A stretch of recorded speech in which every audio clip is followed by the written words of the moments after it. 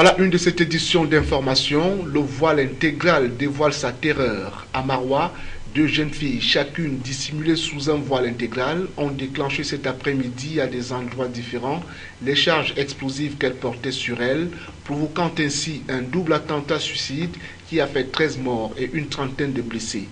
La réaction immédiate de la présidence de la République suite à cet acte odieux et impardonnable ne s'est pas fait attendre. C'est l'unique titre du 20h sur CAMnews 24. Mesdames, Messieurs, bonsoir et bienvenue au journal. Commençons tout d'abord par cette récente nomination, ou alors le changement à la tête de l'ECAM. Élection de Cameroun a désormais un nouveau directeur général et le maintien du président du conseil électoral.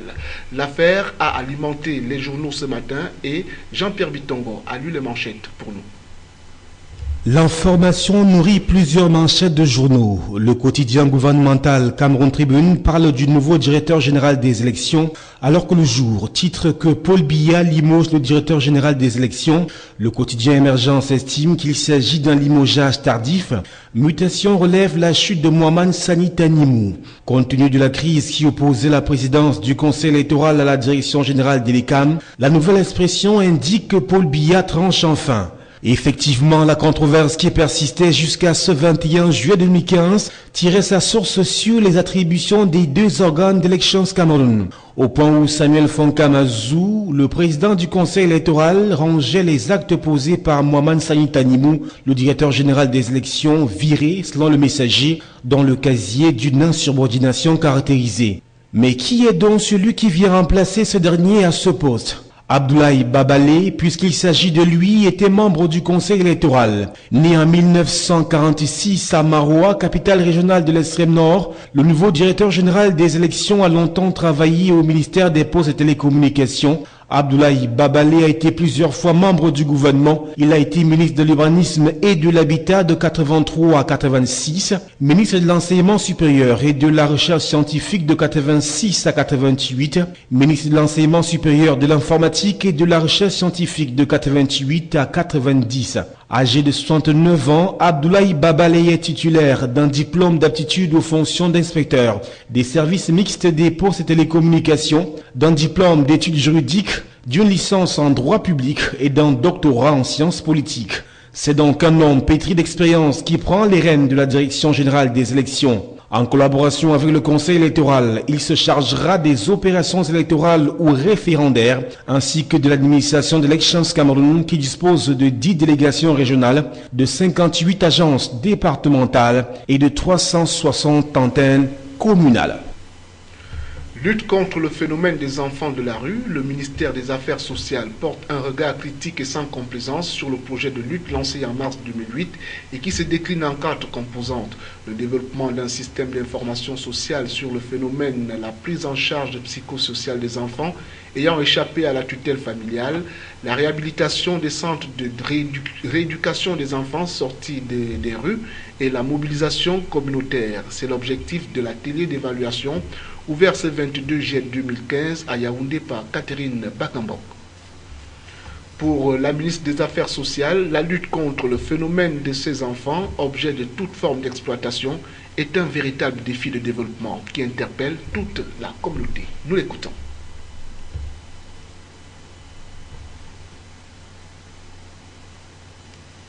Ce temps-là, et nous sommes aujourd'hui en train d'évaluer sur la situation dans laquelle nous nous trouvons aujourd'hui.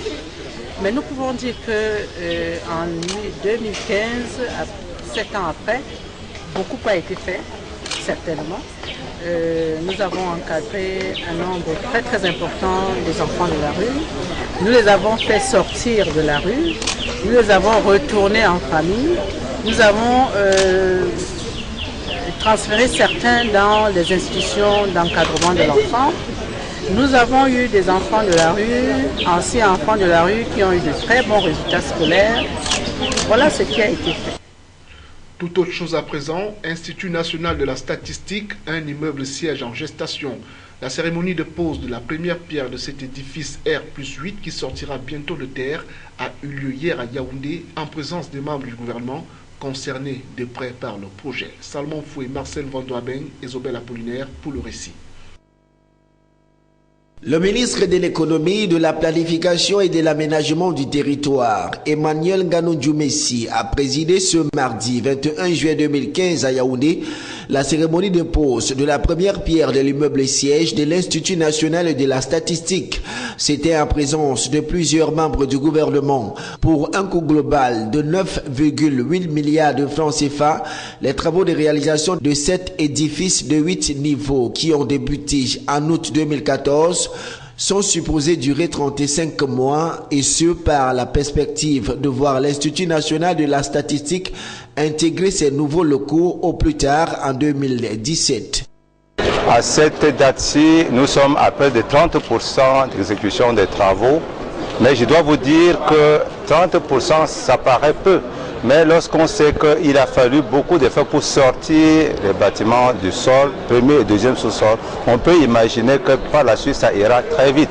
C'est pour ces raisons que pour 2016, le bâtiment sera complètement debout et la dernière année, jusqu'en juillet 2017, ce sera l'équipement. À travers cette action, le gouvernement entend renforcer l'une des principales missions de cette institution qui est la mise à disposition des données statistiques fiables.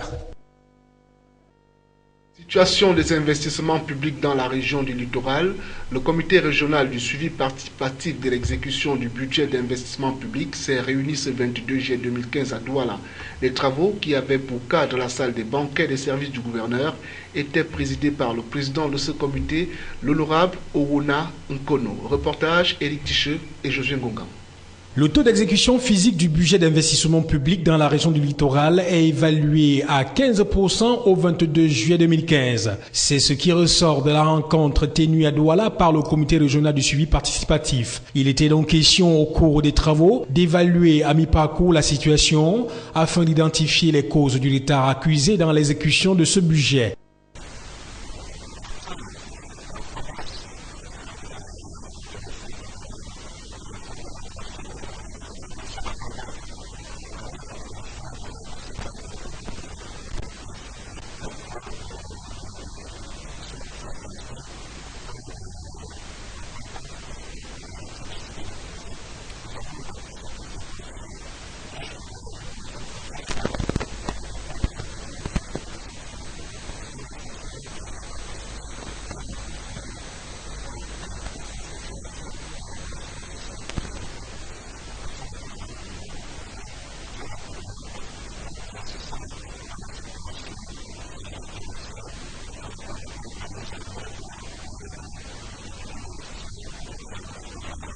Malgré le grand retard accusé par les administrations concernées, le comité est confiant et compte prendre des mesures adéquates pour atteindre les objectifs escomptés.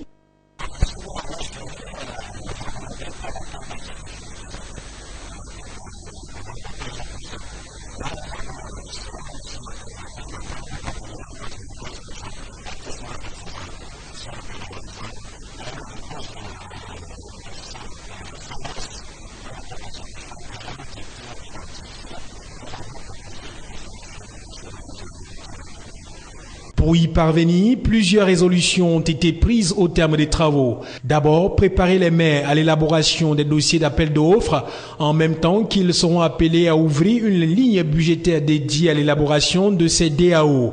Il est aussi demandé aux maires d'identifier les causes du retard de transmission des DAO auprès des services déconcentrés et des collectivités territoriales décentralisées et de tenir dans les délais raisonnables les conseils municipaux. Pour parer au problème de manque de collaboration entre les différents acteurs de la chaîne d'exécution des marchés publics, une plateforme devrait être créée afin de fluidifier cette relation qui pourrait améliorer le taux d'exécution physico-financière du BIP régional.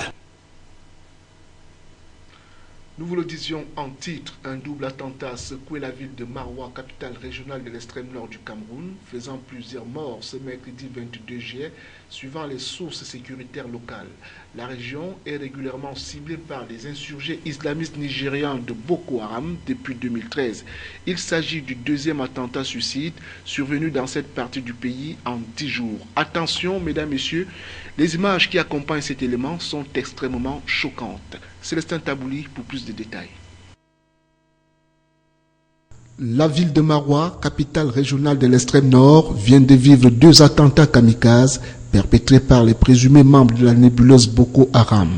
En effet, 2 kamikazes ont explosé ce 22 juillet, respectivement à 14h28 et 14h30 pour être plus précis.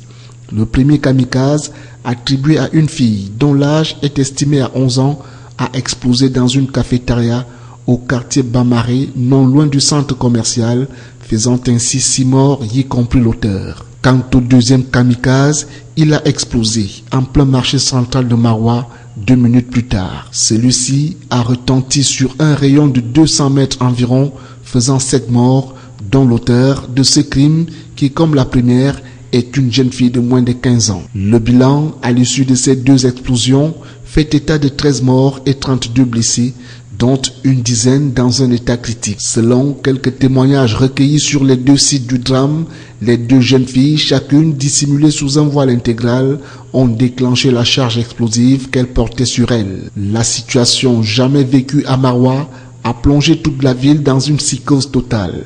Informé de la situation, le gouverneur Midiawa Bakari, accompagné de son état-major, a fait une descente sur les lieux du crime. Il s'est ensuite rendu dans les formations sanitaires où les blessés reçoivent des soins intensifs. Au terme de sa tournée, l'autorité administrative a déclaré que des mesures sévères seront prises pour sécuriser les populations de la région de l'extrême nord en général et plus particulièrement celle de la ville de Maroua.